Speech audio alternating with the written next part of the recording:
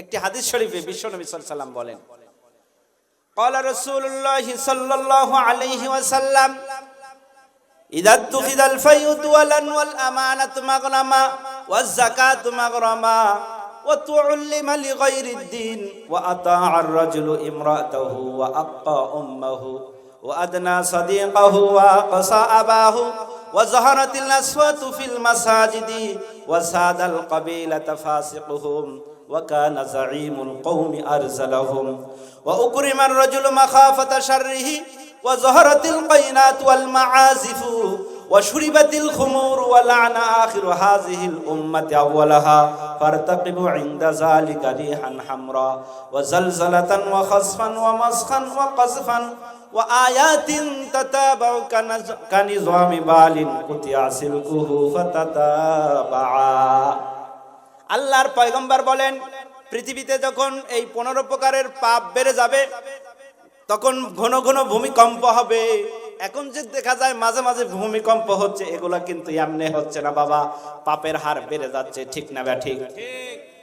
আল্লাহর পয়গম্বর বলেন, ইযা তুখিদাল ফায়ুদ দুয়ালান, যখন রাষ্ট্রীয় সম্পদ যখন ব্যক্তি সম্পদের মতো মনে করা হবে, ওয়াল আমানাতু মাগনামা, আমানতকে যখন লুটের মালের মতো মনে করা হবে, ওয়া যাকাতু মাগরামা, যাকাতকে যখন জরিমানা মনে করা হবে, ওয়া তুউল্লিমা লিগায়রিদ দ্বীন, ধর্ম বিবর্জিত শিক্ষা যখন চালু হয়ে যাবে, ওয়া আতাআর রাজুলু ইমরাতাহু, পুরুষে যখন তার স্ত্রীর আনুগত্য করবে, ওয়া আক্কা উম্মাহু, গর্ভধারিণী মায়ের সঙ্গে নাফরমানি করবে। এই সময় এখন আসছে না? এখন হচ্ছে কি হচ্ছে না? ওয়া আক্কা উম্মাহু ওয়া আদনা সাদিকাহু, বন্ধুকে কাছে টেনে নেবে, ওয়া আকসা আবাহু, বাপকে দূরে সরে দেবে, ওয়া যাহারাতিল কায়নাত ওয়াল মাআজিফু ওয়া যাহারাতিল আসওয়াতু ফিল মাসাজিদি, মসজিদগুলোর ভিতরে হই হুল্লার চিল্লা পাল্লা শুরু হয়ে যাবে। ওয়া যাহারাতিল আসওয়াতু ফিল মাসাজিদ ওয়া সাদাল কাবিলাতা ফাসিকুহুম, গোত্রের সর্দার হবে ফাসিক শ্রেণীর লোক, পাপিষ্টরা। ওয়া কানা যাঈমুল কওমি আরসালাহুম, সমাজের একেবারে যারা একেবারে দুষ্ট প্রকৃতির তারাই হবে সমাজের কর্ণধর। ওয়া উকরিমার রাজুলু মাখাফাতা শাররিহি, ব্যক্তিকে সম্মান করা হবে তার অনিষ্ট থেকে, ক্ষতির থেকে হেফাজতের স্বার্থে। ওয়া উকরিমার রাজুলু মাখাফাতা শাররিহি ওয়া যাহারাতিল কায়নাত ওয়াল মাআজিফু, গান বাদ্যযন্ত্র, গায়ক গায়িকা ব্যাপক হারে প্রচার প্রসার লাভ করবে। ওয়া শুরিবাতিল খুমুর, মদ্যপান বেড়ে যাবে। ওয়া লা'না আখিরু হাযিহিল উম্মতি আওয়ালাহা, পরবর্তী লোকেরা পরবর্তী লোকদেরকে অভিসম্পাত করবে। এই রকমের যখন পাপ পৃথিবীতে শুরু হয়ে যাবে তখন ফারতাকিবু ইনদা যালিকা রিহান হামরা, বিশ্বনবী তখন বলেন যে তখন তোমরা লু হাওয়ার গরম বাতাসের অপেক্ষা করো। ফারতাকিবু ইনদা যালিকা রিহান হামরা ওয়া জালজালাতান, ভূমিকম্পের অপেক্ষা করো। ওয়া খাসফান, ভূমি ধসে যাওয়ার অপেক্ষা করো। ওয়া কাসফান ওয়া মাসখান, আকৃতি বিকৃত হওয়ার অপেক্ষা করো। ওয়া কাসফান, আকাশ থেকে শিলা বৃষ্টির অপেক্ষা করো। ওয়া আয়াতিন তাতাবাউ কানিজামি বালিন কুতিয়া সিলকুহু ফাতাতাবা, পুরাতন মালার সুতা ছিঁড়ে গেলে যেমন দানাগুলো একের পর এক ঝরে যায়, এরকম পাপ যখন পৃথিবীতে বেড়ে যাবে আকাশ থেকে এরকম আযাব আর গজব একের পর এক নাজিল হতে থাকবে। জোরে বলেন নাউজুবিল্লাহ। আচ্ছা, আমি যে হাদিসটা শুধু অনুবাদ করে আপনাদেরকে শোনালাম, এই হাদিসের এই যে কথাগুলো এখানে হলো, এইগুলা সময় এখন আসছে না আসবে সামনে? চলে আসছে কিনা? মুআজ্জাজ হাজিরিন, আমরা সাবধান হয়ে যাই। যাই হোক, এর ভিতরে একটা আছে হলো কি, মায়ের সঙ্গে কি নাফরমানি করবে, বিবির আনুগত্য করবে। এখন আমরা অধিকাংশ পুরুষেই দেখা যায় কি শুরু হয়ে গেছে, মায়ের চাইতে বিবির কথাকে আমরা কি দিচ্ছি? প্রাধান্য দিচ্ছি। মুআজ্জাজ হাজিরিন, মায়ের সঙ্গে দুর্ব্যবহার করা যাবে না। যাবে কি বাবা? আল্লাহর পয়গম্বর বলেন, হুমা জান্নাতুকা ওয়া নারুকা, মা বাবা তোমার জান্নাত, মা বাবা তোমার জাহান্নাম। মা বাবার সঙ্গে ভালো ব্যবহার করবে, খেদমত করবে, সেবা করবে, তাদেরকে যথাযথ সেবা শুশ্রূষা করবে, আল্লাহ তাআলা তোমার জন্য জান্নাত অবধারিত করে দিবেন। মা বাবার সঙ্গে দুর্ব্যবহার করবে, তোমার ঠিকানা জাহান্নাম। জোরে বলেন নাউজুবিল্লাহ। আল্লাহর নবী বলেন, মান আসবাহা মুতিআন লিল্লাহি ওয়ালিদাইহি, মান আসবাহা মুতিআন লিল্লাহি ফি ওয়ালিদাইহি আসবাহা লাহু বাবান মাফতুহান মিনাল জান্নাহ। যেই সন্তানের উপর মা বাবা খুশি, যেই সন্তান মা বাবাকে খুশি করে সকাল করলো, আল্লাহ রাব্বুল আলামিন তার জন্য জান্নাতের দুটি দরজা খুলে দিলেন। মা বাবার মধ্য থেকে একজন যদি জীবিত থাকে আর ওই একজনকেই খুশি করে বেচারা সকাল করলো, আল্লাহ তাআলা তার জন্য জান্নাতের একটি গেট খুলে রাখবেন।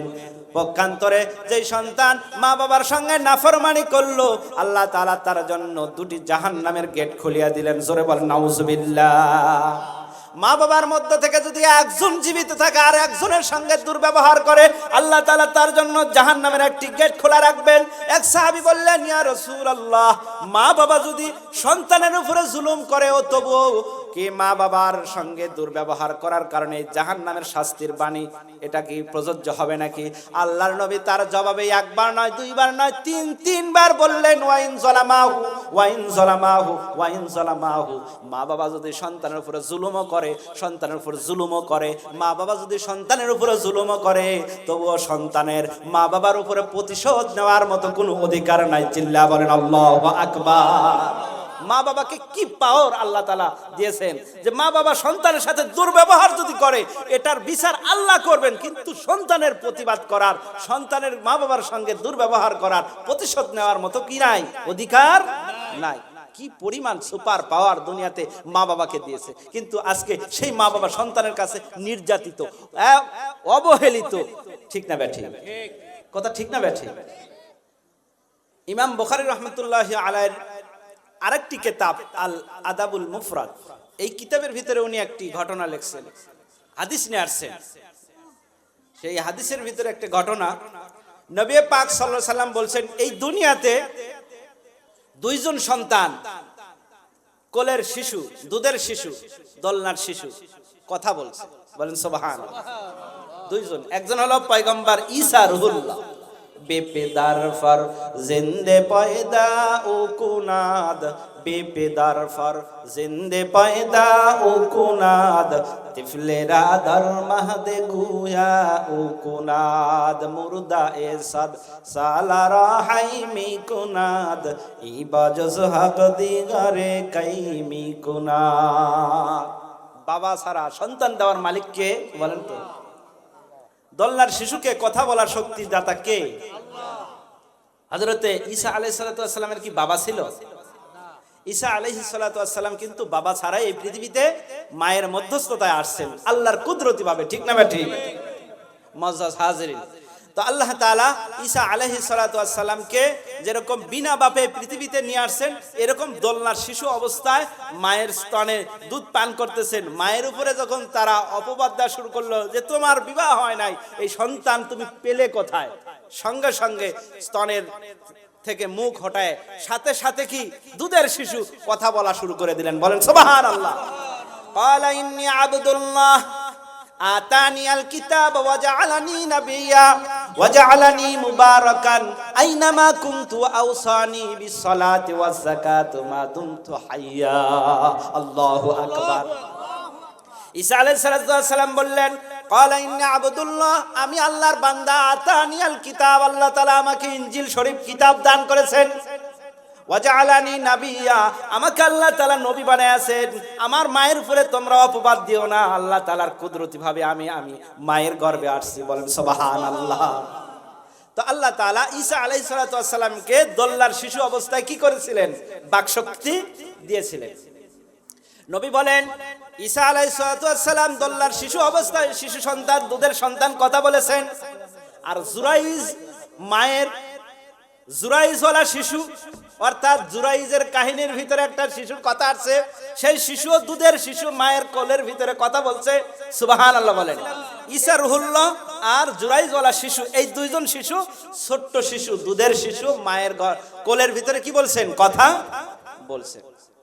তো জুরাইজওয়ালা শিশু, এই কাহিনীটা নবীর কাছে জিজ্ঞাসা করা হলো, সেই শিশুটাকে আল্লাহর পয়গম্বর বললেন, জুরাইজ ছিলেন একজন আল্লাহর ওলি সাধক, সে আশ্রমে বাস করত। মাঠের ভিতরে একটা ছোট্ট ঘরের ভিতরে ইবাদত করত। হর হামেশা সারা দিন রাত আল্লাহর ইবাদতে ধ্যানে মগ্ন থাকতেন। এক সময় তার মা গিয়ে তার দরজায় গিয়ে বললেন, জুরাইজ জুরাইজ জুরাইজ। একবার নয়, দুইবার নয়, তিনবার মা তাকে দরজায় নক করলো। জুরাইজ নামাজ পড়তেছিল, ইবাদত করতেছিল, আল্লাহর ধ্যানে মশগুল। এবার জুরাইজ চিন্তা করলো, মায়ের ডাকে সাড়া দেব নাকি আল্লাহর ইবাদত করব। এই চিন্তা করতে করতে মা রাগান্বিত হয়ে বদদোয়া করলেন, জুরাইজ রে, তোকে যেন আল্লাহ তাআলা ব্যভিচার নারীর চেহারা না দেখে মৃত্যু না দেয়। সিল্লা বলেন নাউজুবিল্লাহ। বিদ্যা মা নারাজ হয়ে সাথে সাথে সাড়া না দেওয়ার কারণে মুখ দেখি বদদোয়া করে ফেললো যে তোর মৃত্যু যেন প্রতিটা নারীর চেহারা না দেখে, মুখ না দেখে আল্লাহ মরণ না দেয়। সঙ্গে সঙ্গে আল্লাহর দরবারে কবুল হয়ে গেল মায়ের বদদোয়া। এদিকে জুরাইজের আশ্রমের পাশে একজন রাখাল ছিল। এই রাখালটা একটা খারাপ মহিলার সঙ্গে ব্যভিচারে লিপ্ত হয়ে তার গর্ভে একটা বাচ্চা আসলো। এই বাচ্চা যখন প্রসব হলো রাজ দরবারে, তখন বলা হলো যে এই জুরাইজ এই সাধকের মাধ্যমে এই বাচ্চা জন্ম নিয়েছে। জোরে বলেন নাউজুবিল্লাহ। আসলে কি জুরাইজের মাধ্যমে হয়েছে? মানে অপবাদ দেওয়া হলো এই সাধকের নামে। বাচ্চার সঙ্গে সঙ্গে লোক পাঠিয়ে দিল, তার আশ্রমটাকে গুড়িয়ে দাও, ভেঙ্গে চুরে তাকে একেবারে কি ধ্বংস করিয়ে দাও, আর তাকে হাত বেঁধে তাকে আমার আদালতে উপস্থিত করো। জুরাইজকে সঙ্গে সঙ্গে উল্টা দিকে হাত বেঁধে রাজ দরবারে উপস্থিত করা হলো। জোরে বলেন নাউজুবিল্লাহ। আশ্রমটা ভেঙ্গে ফেলা হলো। এবার যখন জুরাইজ যখন রাজ দরবারে যখন যাইতেছে, রাস্তার ভিতরে কয়েকজন পতিতা নারী বসে আছে। জুরাইজ তাদের দিকে তাকিয়ে মুচকি মুচকি হাসতেছে যে মা তো এই বদদোয়া করছে, মায়ের বদদোয়ারই এটা কি ফলাফল যে আমাকে আজকে রাজ দরবারে কি আসামির কাঠগড়ায় পতিতা নারীদের চেহারা দেখতে দেখতে উপস্থিত হতে হচ্ছে। এবার যখন রাজ দরবারে বলা হলো, রাজা বলল, হে সাধক, হে সাধু, আপনি নাকি এই সন্তানের পিতা। জুরাইজ বলতেছে, কে বলল? বলা হলো ওই নারী বলতেছে। ওই নারীকে জুরাইজ বললেন, তুমি কি সত্যি বলো আমি তোমার সঙ্গে অপকর্ম করেছি? মহিলাটি বলল, হ্যাঁ, তুমি তো আমার সঙ্গে অপকর্ম করেছো। এবার বাচ্চাকে বলা হলো, বাচ্চাটা কই, বাচ্চা নিয়ে আসো। বাচ্চাটাকে উপস্থিত করা হলো।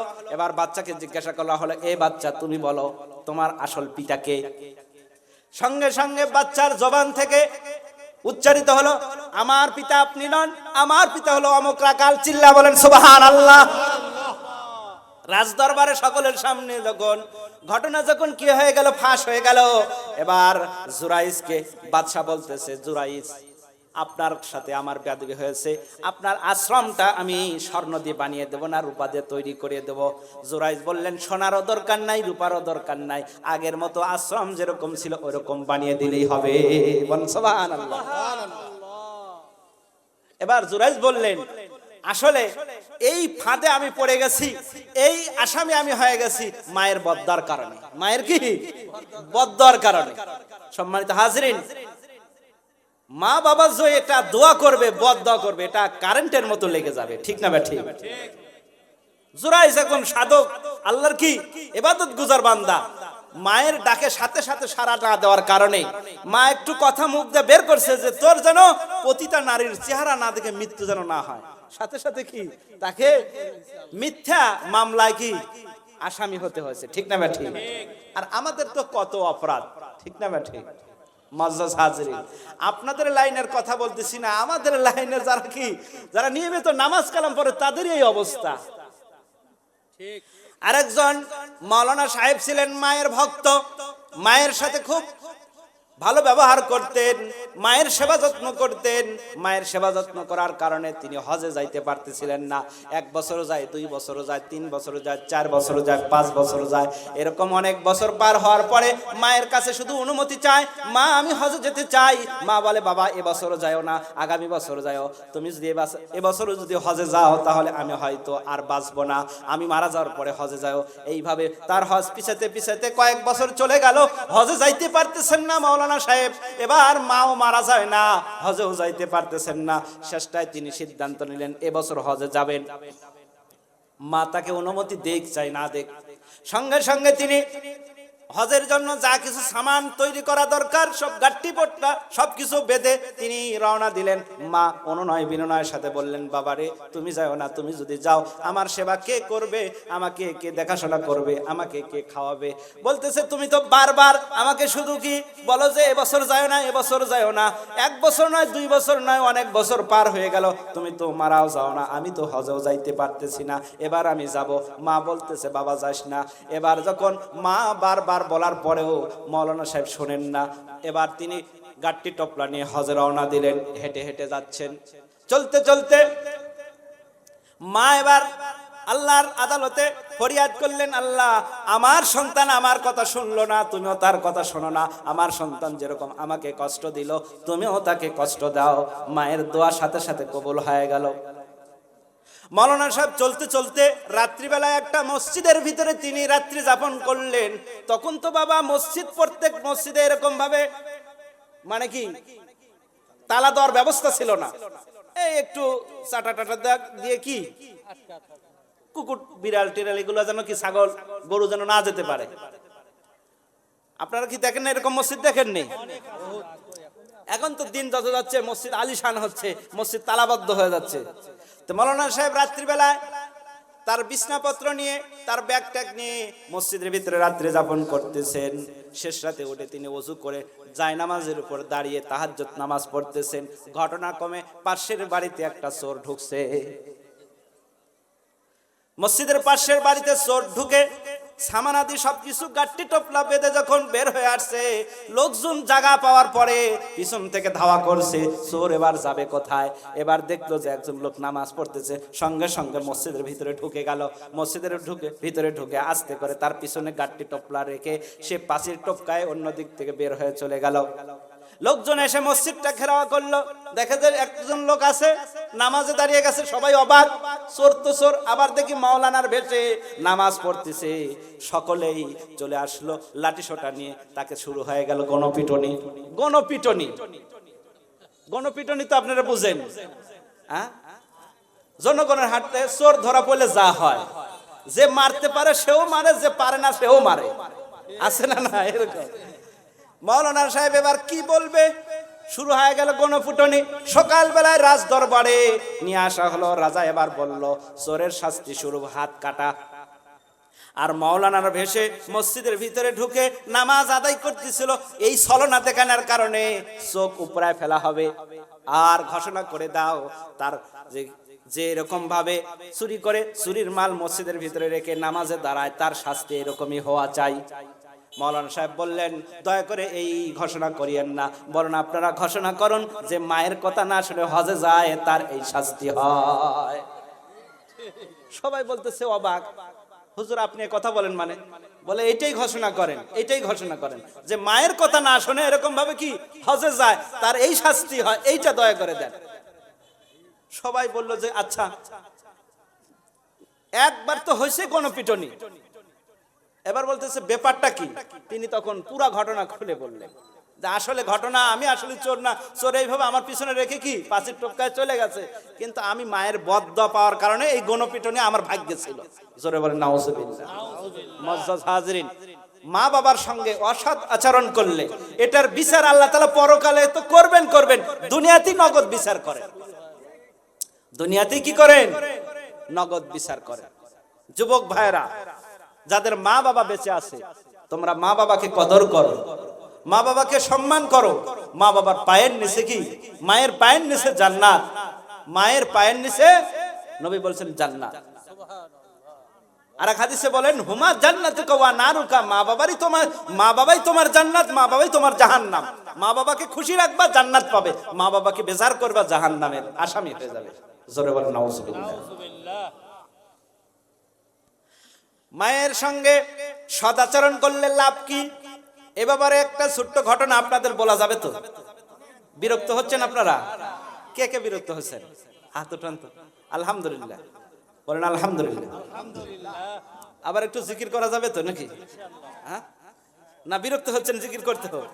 লা ইলাহা ইল্লাল্লাহ, লা ইলাহা ইল্লাল্লাহ।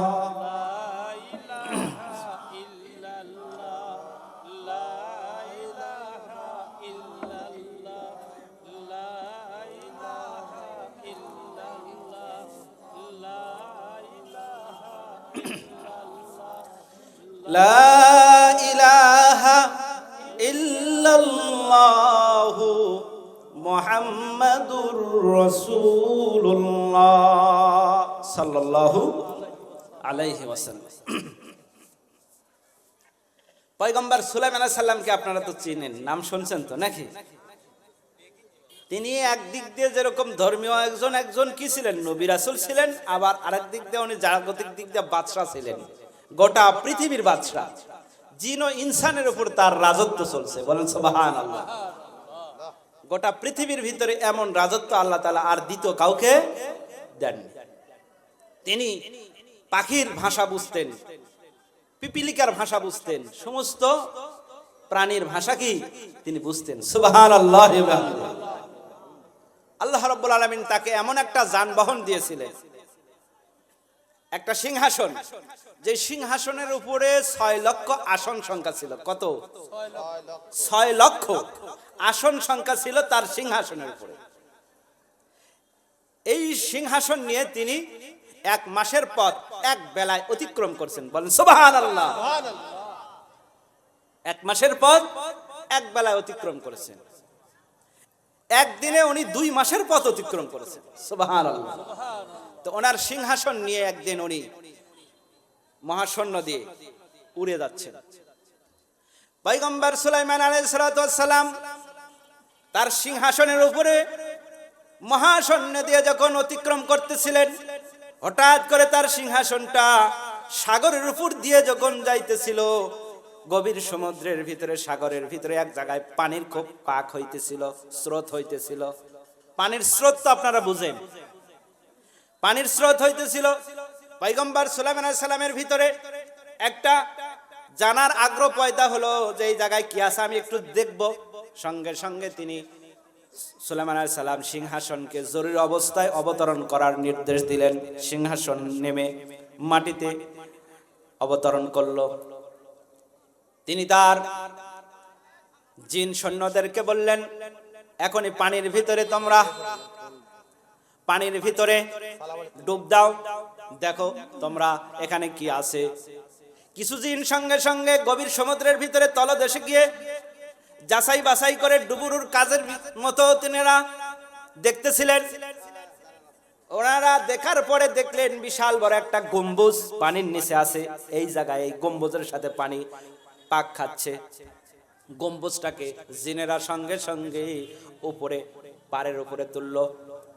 পয়গম্বর সুলাইমান আলাইহিস সালাম এত সুন্দর গম্বুজ দেখার পরে আরো আশ্চর্য হলেন, জানার জন্য ওনার আগ্রহ পয়দা হলো এর ভিতরে কি আছে একটু দেখতে যাই। আল্লাহ রাব্বুল আলামিন সঙ্গে সঙ্গে গম্বুজটিকে দ্বিখণ্ডিত করে দিলেন, বলেন সুবহানাল্লাহ। এবার গম্বুজটা দেখার পরে সুলাইমান আলাইহিস সালামের আরো আশ্চর্য বোধ হলো। গম্বুজের ভিতরে একটা মানুষ, সুন্দর একটা মানুষ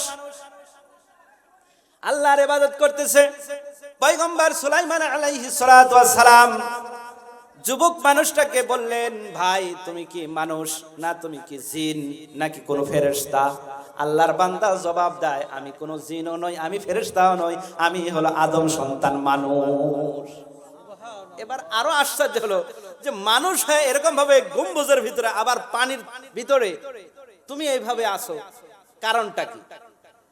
পয়গম্বর সুলাইমান আলাইহিস সালাম জিজ্ঞাসা করলেন, ভাই তুমি এত বড় সম্মান কিভাবে পাইলে? আল্লাহ তাআলা কুদরতি ভাবে তোমাকে এইভাবে এখানে রাখছেন।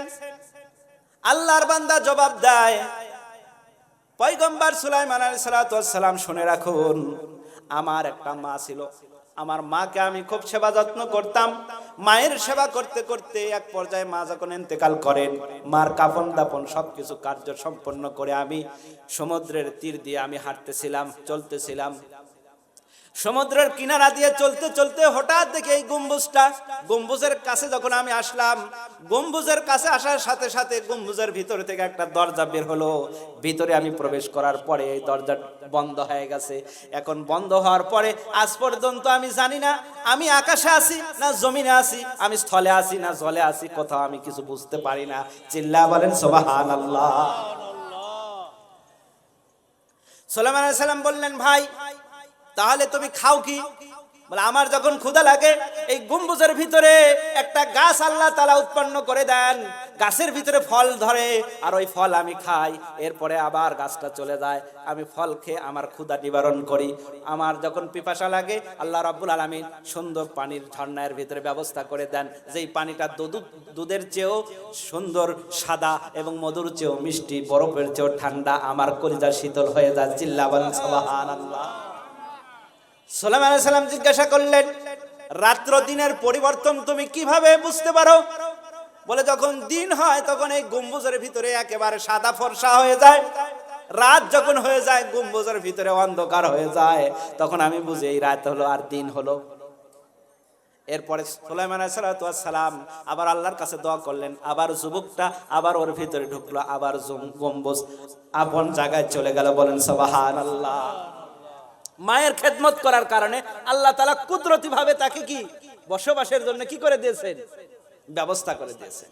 এটা কি অবাক হচ্ছেন আপনি? এটা অবাক হওয়ার কিছুই না। মা বাবা খুশি, আল্লাহ খুশি। রিদার রব্বি ফি রিদাল ওয়ালিদি ওয়া সাখাতুর রব্বি ফি সাখাতিল ওয়ালিদি। আজকে আমাদের সন্তানদেরকে কোরআন শিক্ষা দেই না, হাদিস শিক্ষা দেই না। বলেন তো, মা বাবার সঙ্গে সদাচরণের কথা এটা কি জাগতিক কোন শিক্ষায় শিক্ষা দেওয়া হয় না কোরআনের শিক্ষায় শিক্ষা দেওয়া হয়? কথা বলছেন না কেন? এই কথাগুলো কার? কোরআনের না হাদিসের না অন্য কোন মানুষের বানানো কোন বই পুস্তকের? কোরআনের কথা। সন্তানদেরকে কোরআন শিক্ষা দিবেন তো বাবা? সকলে রাজি আছেন না মনে হয়? এই জায়গায় এসে সবাই কিন্তু কি খুবই দুর্বল, খুবই দুর্বল। আল্লাহর কোরআন বলে যে মা বাবার সঙ্গে সদাচরণ কর, নবীর হাদিস বলে, কোরআন হাদিস ছাড়া এই কথা পৃথিবীর কোন লেখকের বইয়ের ভিতরে নাই। কোন জাগতিক শিক্ষায় কোন কি সাবজেক্টের ভিতরে এই কথাগুলো নাই। কোরআন ও হাদিসের ভিতরে একমাত্র এই কথাগুলো কি আছে। এইজন্য আমার আপনার সন্তানকে যদি আমি কোরআন শিক্ষা দেই, আপনি যদি কোরআন শিক্ষা দেন, তাহলে আশা করা যায় ইনশাআল্লাহ কোরআনের শিক্ষার বদৌলতে, হাদিসের শিক্ষার বদৌলতে আল্লাহ তাআলা আমার আপনার সুব্যবস্থা করে দেবেন। ঠিক না ভাই? ঠিক। বলেন তো, এই পৃথিবীতে হাফেজ আলেমের মা বাবা কয়জন বৃদ্ধাশ্রমে আছে? আর ডাক্তার, ইঞ্জিনিয়ার, ব্যারিস্টার এরকম সন্তানের মা বাবা কয়জন আছে? বহু। ঠিক না ভাই? ঠিক। বড় বড় ডিগ্রিধারীদের মা বাবা বাড়িতে জায়গা হয় না। কি হয় না? জায়গা হয় না, বৃদ্ধাশ্রমে রেখে আসে। কিন্তু হাফেজ আলেম মাওলানা মুফতিদের মা বাবা দেখা যায় যে কুড়ে ঘরে থাকলেও তা মা বাবার কি যথাযথ সেবা করার চেষ্টা করে। ঠিক না ভাই? ঠিক। কিসের কারণে? কোরআন ও হাদিসের শিক্ষা থাকার কারণে। ঠিক না ভাই? ঠিক। কোরআন ও হাদিসের শিক্ষা দিবেন তো বাবা? জোরে বলেন ইনশাআল্লাহ। আজ সন্তানদেরকে কোরআন শিক্ষায় শিক্ষিত বানাতে আপনারা চান না। মনে করেন যে কোরআন শিক্ষায় শিক্ষিত বানাইলে তাহলে এরা খাবে কি, পড়বে কি, আমাগারে খাওয়াবে কি? এরকম মনের ভিতরে এরকম জাগে কি জাগে না? কথা বলেন না কেন? কিন্তু নবীর শিক্ষা, আল্লাহর শিক্ষায় শিক্ষিত হয়ে কেউ মা বাবাকে অবহেলা করে না। হ্যাঁ, এরকম হইলে খুব কম, দুই একটা, কিন্তু বেশিরভাগ ডাক্তার, ইঞ্জিনিয়ার, ব্যারিস্টার, উকিল তাদের কি এরকম শিক্ষিত সন্তানেরা মা বাবাকে কি করতেছে? অবহেলা করতেছে। মুআজ্জাজ হাজরিন, আসুন তাই কোরআনী শিক্ষায় সন্তানদেরকে শিক্ষিত বানানোর চেষ্টা করি। রাজি আছেন তো সকলে ইনশাআল্লাহ? কোরআন শিক্ষায় যাদের সিনার ভিতরে নাই, তাদের দিলগুলো যেন কি বিরান ঘরের নেয়। আমার কথা নয়, ক্বালা রাসূলুল্লাহ সাল্লাল্লাহু আলাইহি ওয়াসাল্লাম, নবী বলেন, ইন্নাল্লাযী লাইসা ফী জাওফিহি শাইউম মিনাল কুরআনি কাল বাইতিল খরিবি, নিশ্চয় যেই সিনার ভিতরে, যেই দেহের ভিতরে কোরআনের কোনো অংশ নাই, সেই সিনাটা যেন উজান আর পিরান ঘরের ন্যায়। জোরে বলেন নাউজুবিল্লাহ। যেই ঘরে মানুষ বসবাস করে না, সেই ঘরে যেরকম বিভিন্ন কীটপতঙ্গ, হিংস্র জানোয়ার বসবাস করে, যেই সিনার ভিতরে কোরআন থাকে না, সেই সিনার ভিতরে শয়তানের বসবাস। কথা ঠিক না ব্যাঠি? এই জন্য কোরআন সকলের জন্য শিক্ষা জরুরি। আজ কোরআনের আলোচনা এই মাহফিলগুলোতে হয়, কিন্তু কোরআনের আলোচনার চেয়ে অন্য বাড়তি কথাটাই যারা বেশি বলে তাদেরকেই আমরা বেশি পছন্দ করি। ঠিক না ব্যাঠি? একচোটে শুধু কোরআন আর হাদিসের আলোচনা করলে ওই বক্তার মানে পরে আর দাওয়াত হয় না, খুব একটা মজা পাওয়া গেল না। আমাদের এমন মানে কি ইমানের অবনতি। কথা ঠিক বললাম না ব্যাঠিক বললাম? আর যে হাসাইতেছে কিছুক্ষণের ভিতরে বিভিন্ন রকমের কি অভিনয় করে কান্নাতেছে, হ্যাঁ বক্তা একটা, কিন্তু শেষটা কি নিল আর কি নিয়ে কি বক্তা কি দিয়ে গেল, কি নিয়ে গেল, এটা কি ভাবেও না। ঠিক না ব্যাঠিক? কোরআনের আলোচনা আমরা শুনতে আসবো নিজেদের ঈমান আর আমল তৈরি করার জন্য, এই নিয়াতে। রাজি আছেন তো ইনশাআল্লাহ? কোরআন এটা বৃষ্টির পানির মতো। কোরআন এটা কি বৃষ্টির পানির মতো। জমিন ফেটে যেমন চৌচির হয়ে যাওয়ার পরে এই জমিনের ভিতরে যখন বৃষ্টির পানি যখন বর্ষণ হয়, ওই জমিনের ভিতরে বিভিন্ন উদ্ভিদ গজায়, গাছগাছালি, ফসল তরুলতা বিভিন্ন কিছু গজায়। এরকম মানুষের দিল যখন একেবারে মরুভূমির মতো চৌচির হয়ে যায়, এই জমিনে যখন, এই দিলের জমিনে যখন কোরআনের কথাগুলো যখন মানুষ যখন শ্রবণ করে, জমিন যেরকম পানি গ্রহণ করার পরে যেমন সবুজ শ্যামল হয়ে যায়, মানুষের দিল কোরআন গ্রহণ করার পরে ওরকম ভাবে সবুজ শ্যামল হয়ে যায়। বলেন সুবহানাল্লাহ। এটা কি হয়? মানুষের দিল এরকম তাজা হয়। দিল এরকম কি হয়? তাজা হয়। তা আমরা দিল তাজা করার নিয়তে বসবো ইনশাআল্লাহ। তো কোরআন আমাদেরকে কি বলতেছেন? ওয়াকাদা রাব্বুকা আল্লা বিল ওয়ালিদাইনি ইহসানা, তোমার রব চূড়ান্ত ফয়সালা করেছেন যে তাকে ছাড়া আর কারো দাসত্ব করিও না। আল্লাহ ছাড়া কারো দাসত্ব করা যাবে না। ওয়াবিল ওয়ালিদাইনি ইহসানা, মা বাবার সঙ্গে সদাচরণ করো। মা বাবার সঙ্গে কি করো? সদাচরণ করো। ইম্মা ইয়াবলুগান্না ইনদাকাল কিবারা আহাদুহুমা আও কিলাহুমা ফালা তাকুল লাহুমা উফিন, তাদের উভয় অথবা উভয়ের একজন যদি তোমার জীবদ্দশায় যদি বার্ধক্যে উপনীত হয়, ফালা তাকুল লাহুমা উফিন, তাদের সেবা যত্ন করতে গিয়ে কখনো উফ শব্দটিও বিরক্ত ভাব প্রকাশ করিও না। ওয়ালা তানহারহুমা, আর তাদেরকে ধমক দিও না। অকুল লাহুমা কাওলান কারীমা, তাদের সঙ্গে শিষ্টাচারপূর্ণ ভদ্রতার সাথে আদবের সাথে কথা বলো। সুবহানাল্লাহ।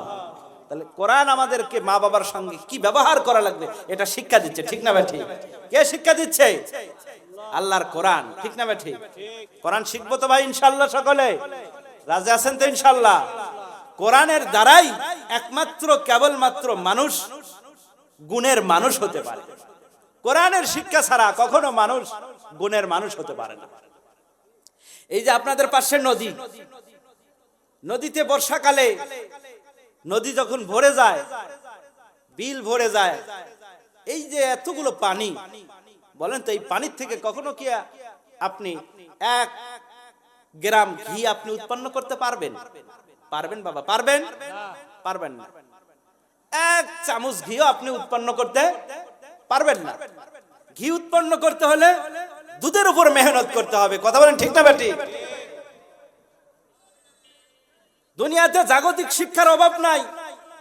School, college, university, KG school থেকে শুরু করে প্রত্যেকটা গ্রামে সরকারি বেসরকারি এনজিওদের কত শিক্ষা প্রতিষ্ঠান। ঠিক না বেটি? কোন ব্যক্তি যদি মনে করে যে আমি কোরআনের শিক্ষা ছাড়া এগুলো শিক্ষা থেকে কি প্রকৃত মানুষ হওয়ার কি আমি শিক্ষা নেব, কোশ্চিন কালের জন্য পাবে না। ঠিক না ঠিক? গুণের মানুষ হতে হলে, রবের পছন্দর মানুষ হতে হলে, জান্নাতি মানুষ হতে চাইলে কোরআনের কাছে আসতে হবে, কোরআনের শিক্ষার পরশ গ্রহণ করতে হবে। ঠিক না ঠিক? কোরআনের শিক্ষার পরশ ছাড়া কখনো গুণের মানুষ হওয়া যাবে না। আপনি পড়াবেন স্কুল কলেজ ইউনিভার্সিটিতে, আর আপনি আপনার সন্তানের থেকে আশা করবেন আমার খেদমত করবে, আমার জুতা সোজা করে দিবে, আমাকে কি সেবা যত্ন করবে, এত সোজা না, সোজা না। কোরআনের শিক্ষায় শিক্ষিত হলে একমাত্র এগুলা পাওয়া সম্ভব। কথাগুলো কি আপনাদের খারাপ লাগতেছে? বেজার হচ্ছেন আপনারা? এই জন্য নবী বলেন তোমাদের সন্তানদেরকে তোমরা কোরআন শিক্ষা দাও, কোরআন শিক্ষা দাও। সকালবেলা যদি আমি আবার আপনাদেরকে বলতেছি না প্রত্যেকের সন্তানকে একবার হাফেজ আলেম মুফতি বানানো লাগবে, এমন জরুরি না। আপনি বাল্যকালে শিশু অবস্থায় সকল সন্তানদেরকে কোরআনের শিক্ষায় শিক্ষিত করেন, এরপরে আপনি ডাক্তার বানান, ইঞ্জিনিয়ার বানান, ইনশাআল্লাহ আপনার সন্তান পথভ্রষ্ট হবে না, বিপদগামী হবে না। ওলামায়ে কেরাম বলেন সকালবেলা যদি মূলা খাওয়া হয়, মূলা তো চিনেন আপনারা, সারাদিন আপনি যত খাবারই খান মূলার ঢেকুশি উঠবে কিন্তু। ঠিক না ঠিক? সকালবেলায় যদি আপনি অর্থাৎ শিশুকালে, বাল্য অবস্থায়, শিশুকালে যদি কচি হৃদয়ে আপনি কোরআনের শিক্ষা যদি তাদের সিনার ভিতরে ভরাতে পারেন, আপনার সন্তান ডাক্তার হোক, ইঞ্জিনিয়ার হোক, ওই সন্ধ্যাবেলা ওই কোরআনের ঢেকুরি উঠবে। বলেন কথা ঠিক না ঠিক? রাজি আছেন তাই জন্য ইনশাআল্লাহ? কে কে তার সন্তানদেরকে হাফেজ আলেম, নাতিদেরকে হাফেজ আলেম বানাতে চান? আরে নিয়াত করেন, নিয়াত করেন, আল্লাহ কবুল করুন। আল্লাহ প্রত্যেকের সন্তান না থাকলে সন্তানের সন্তানকে হাফেজ আলেম বানায়। সকলে বলে আল্লাহুম্মা আমিন। একজন হাফেজের দাম কি জানেন? ক্বালা রাসূলুল্লাহ সাল্লাল্লাহু আলাইহি ওয়াসাল্লাম,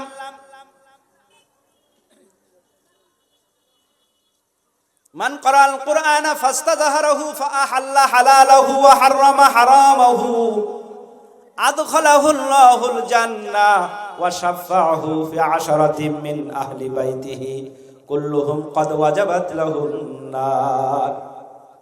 আল্লাহর নবী বলেন মান ক্বারাআল কুরআনা ফাস্তাযহারাহু ফাআহাল্লা হালালাহু ওয়া হাররামা হারামাহু, যে ব্যক্তি কোরআন শিক্ষা করলো, কোরআনের হালালকে হালাল, হারামকে হারাম মেনে চললো, আদখালাহুল্লাহুল জান্নাহ, আল্লাহ তাআলা তাকে জান্নাতে প্রবেশ করায় দিবেন। চিল্লায়া বলেন সুবহানাল্লাহ। ওয়া শাফাহু ফি আশরাতিন মিন আহলি বাইতিহি কুল্লুহুম ক্বাদ ওয়াজাবাত লাহুন নার, তার পরিবারের মধ্য থেকে এমন 10 জনের সুপারিশ তার সুপারিশ আল্লাহ তাআলা কবুল করবেন, তাকে সুপারিশ করার মতো আল্লাহ তাআলা অধিকার দিবেন, যাদের জন্য আল্লাহ তাআলা জান্নাত না জাহান্নাম অবধারিত করে দিয়েছেন। জোরে বলেন সুবহানাল্লাহ। জাহান্নামী হয়ে গেছে এরকম জাহান্নামী 10 জন ব্যক্তিকে সুপারিশ করে একজন কোরআনওয়ালা কি সুপারিশ করে জান্নাতে নেওয়ার পারমিশন কি পাবেন। সুবহানাল্লাহ। একটা হাফেজে কোরআনের দাম কত, যে 10 জন তার পরিবারের ভিতরে 10 জনকে সে সুপারিশ করে জান্নাতে নিতে পারবেন। সুবহানাল্লাহ। আলেমের ফজিলত কি? একজন হাফেজ তো 10 জন সুপারিশ করতে পারে, একজন আলেম কয়জনকে সুপারিশ করতে পারবে? একজন হাফেজের কাজ শুধু কোরআনের মানে শুরু থেকে একেবারে কি আলহামদুলিল্লাহ থেকে সূরা নাস পর্যন্ত শুধু না দেখে মুখস্থ করা, এটা হলো হাফেজের কাজ। কিন্তু আলেমের কাজ হলো পুরা কোরআনের ভিতরে কি আছে, জায়েজ নাজায়েজ হালাল হারাম ব্যাখ্যা বিশ্লেষণ সহ নিজে জানা, অন্যকেও জানানোর মতো কি যোগ্যতা অর্জন করা। সুবহানাল্লাহ। একজন আলেমকে আল্লাহ তাআলা কি পরিমাণ সেদিন পারমিশন দিবেন?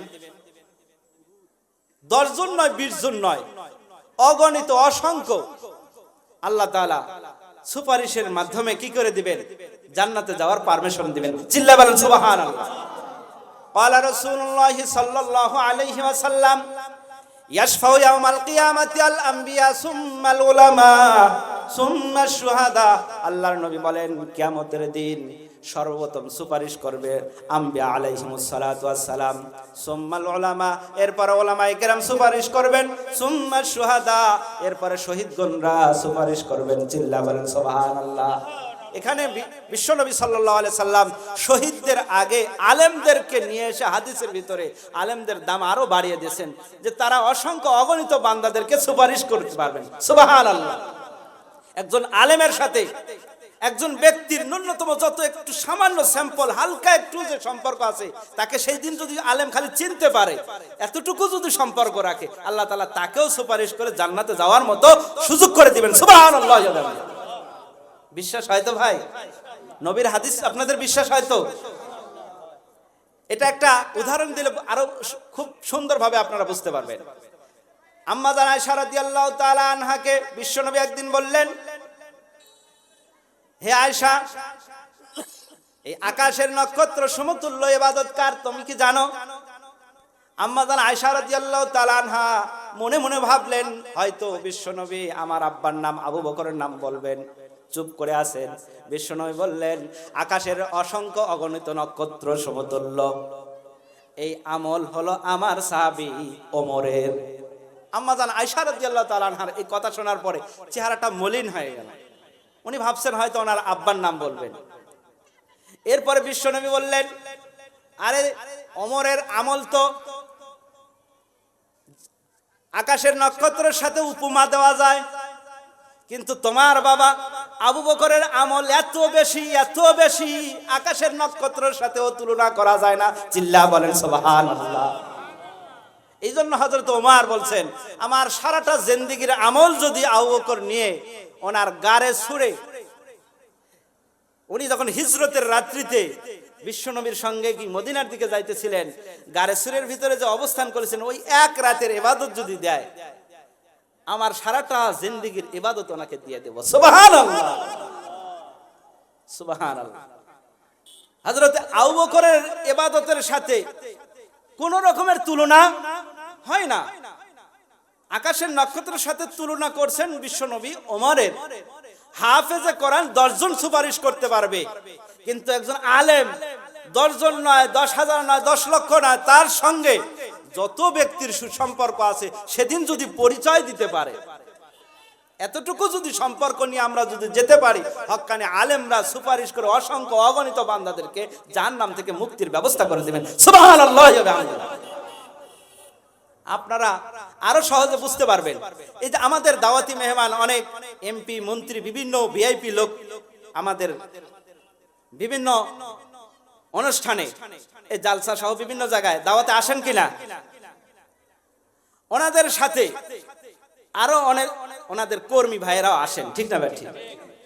আপনি যখন ওই মন্ত্রী এমপি কে যখন কি খাবারের জন্য যখন তাকে কি রিসিভ করতেছেন, ওনার সঙ্গে যারা আসছে তাদের কি কাউকে বাদ দিতে পারবেন? বাবা বলেন না কথা, পারবেন কি? না বলবেন যে আপনারা এখানে থাকেন, শুধু এমপি সাহেবই খাওয়া যায়, শুধু চেয়ারম্যান সাহেবই খাওয়া যায়, পারবেন কি? ওনার সঙ্গে ওনার যদি বাসার যদি কোনো কি দারোয়ানও যদি যায়, আপনি তাকেও সম্মান করতে বাধ্য হবেন, ঠিক না ভাই? ঠিক। আপনি এটা যদি বুঝেন, তাহলে ওলামায়ে কেরামের সাথে যাদের সম্পর্ক দুনিয়াতে সুসম্পর্ক থাকবে, আল্লাহ তাআলা কাল কিয়ামতের দিন তাদের সকলকেই জান্নাতে যাওয়ার আল্লাহ তাআলা কি এই উসিলায় পারমিশন দিয়ে দিবেন। চিল্লা বলেন আল্লাহু আকবার। আজকে আমরা সেই ওলামায়ে কেরামের সঙ্গে অনেক সময় দুর্ব্যবহার করে থাকি, ঠিক না ভাই? ঠিক। সবাই ঠিক বলতেছেন না, আপনারা এটা মনে হয় জানেন না, আপনারা দুর্ব্যবহার করেন না, এই জন্য বুঝতে পারতেছেন না, কিন্তু অনেক জায়গায় এরকম হয়ে যাচ্ছে, ঠিক না ভাই? ঠিক। আল্লাহর পয়গম্বর বলেন, ক্বালা রাসূলুল্লাহ সাল্লাল্লাহু আলাইহি ওয়াসাল্লাম, কুন আলিমান আও মুতাআল্লিমান আও মুস্তামিআন আও মুহিব্বান ওয়ালা তাকুন খামিসান ওয়াল খামিসাতু আন তুবগিদাল ইলমা ওয়া আহলাহু। আল্লাহর নবী বলেন, তুমি 4 শ্রেণীর ভিতরে থাকো, 4 শ্রেণীর বাইরে যাও না। শুনবো তো ইনশাআল্লাহ। এই 4 শ্রেণীর ভিতরে আমরা থাকার চেষ্টা করব। আল্লাহর পয়গম্বর বলেন, কুন আলিমান, হয়তো তুমি নিজে আলেম হও, আও মুতাআল্লিমান, আলেম যদি নিজে না হতে পারো, অন্ততপক্ষে আলেমের ছাত্র হও। আলেম হতে পারলে না, আলেমের ছাত্র হতে পারলে না, আও মুস্তামিআন, আলেম যা বলে এটা তুমি শোনো, মানার চেষ্টা করো। এত দূরে থাকো, আলেমের কথাও শুনতে পাও না, তাহলে দূর থেকে অন্তত কাউ মুহিব্বান, আলেমকে ভালোবাসো। কারণ ভালোবাসা দূরে থেকেও কি ভালোবাসা যায়। আমাদের দেশ থেকে মদিনা শরীফ কত দূরে, রাসূল পাক সাল্লাল্লাহু আলাইহি সাল্লাম ১৫০০ বছর আগে আসেন, কিন্তু এ দেশেও নবী প্রেমিক এত উম্মত আছে যে অন্য অন্য দেশেও এরকম, নবীর দেশে এরকম কি নবীর প্রেমিক নাই। ঠিক না ঠিক? কথা বলেন না কেন? আবু জাহাল নবীর একেবারে এলাকার লোক, আবু লাহাব নবীর একেবারে আপন চাচা, নবীর সঙ্গে দুর্ব্যবহার করছে। সালমান ফার্সি সেই পারস্য দেশ থেকে নবীর মায়ায়, নবীর টানে মদিনায় আসছেন, নবীর হাতে হাত দিয়ে ইসলাম গ্রহণ করছেন, আর তিনি জান্নাতের মেহমান হয়ে গেছেন। ঠিক না ঠিক? অথচ নবীর ফ্যামিলিতে আবু লাহাব জন্মগ্রহণ করার পরেও আবু লাহাব কিন্তু নবীর আপন চাচা ছিল। নবীর কি ছিল? আপন চাচা। আমি কয়েকদিন আগে জুমায় বলছি, নবী করিম সাল্লাল্লাহু আলাইহি সাল্লামের বাপ চাচারা 10 ভাই ছিল। কয় ভাই? 10 ভাই। এর মধ্যে রাসূল পাক সাল্লাল্লাহু আলাইহি সাল্লামের আব্বা ছিলেন একেবারে ছোট, আবু লাহাব নবীর আপন চাচা, দূর দিয়া না একেবারে কাছের চাচা, কিন্তু নবীর এত বিরোধিতা করেছে, ঘোর বিরোধিতা করেছে, আল্লাহ তাআলা তার বিরুদ্ধে আল্লাহ তাআলা কোরআনে একটা সূরা লাহাবি নাযিল করছে। ঠিক না ব্যাটি? তাব্বাত ইয়াদা আবি লাহাব। কারণ কি বাবা, নবী করিম সাল্লাল্লাহু আলাইহি সাল্লাম যখন আবু লাহাবের কাছে দাওয়াত নিয়ে আসলেন, কোরআনের কথা যখন নিয়ে আসলেন, 3 বছর নবী করিম সাল্লাল্লাহু আলাইহি সাল্লাম, আপনাদের ইচ্ছা নয়টা পার হয়ে যাচ্ছে, আর কখন নিয়ে আসবেন? তাড়াতাড়ি নিয়ে আসেন। নবীর চাচা আবু তালেব, আবু লাহাব, আবু তালেবও নবীর চাচা ছিলেন। তিনি বিরোধিতা করেন নাই, কিন্তু ঈমান আনেন না। ঠিক না ভাই? ঠিক। নবীর চাচারা ছিলেন মোট 3 প্রকারের। 10টা চাচা 3 প্রকার ছিলেন। এক শ্রেণীর ছিল নবীর উপরে ঈমান আনছে, ভালোবাসছে, যেরকম হামজা এবং আব্বাস রাদিয়াল্লাহু আনহুমা, এই দুইজন ঈমানদার ছিলেন, তারা ঈমানও আনছেন, নবীকে ভালোবাসছে। আবু তালেব নবীকে ঈমান নিয়ে আসেন না, কিন্তু ভালোবাসছে। আর আবু লাহাব ঈমানও আনে নাই, নবীর বিরোধিতা করছে। ঠিক না ভাই? ঠিক। এমন বিরোধিতা করছে যে নবীর বিরুদ্ধে, নবী যেখানে দাওয়াত দিতে গেছেন ওখানে বলছে যে এর কথা শোনো না, এই মিথ্যুক। জোরে বলেন নাউজুবিল্লাহ। বলেন তো আমার আপনার নবী কি মিথ্যুক?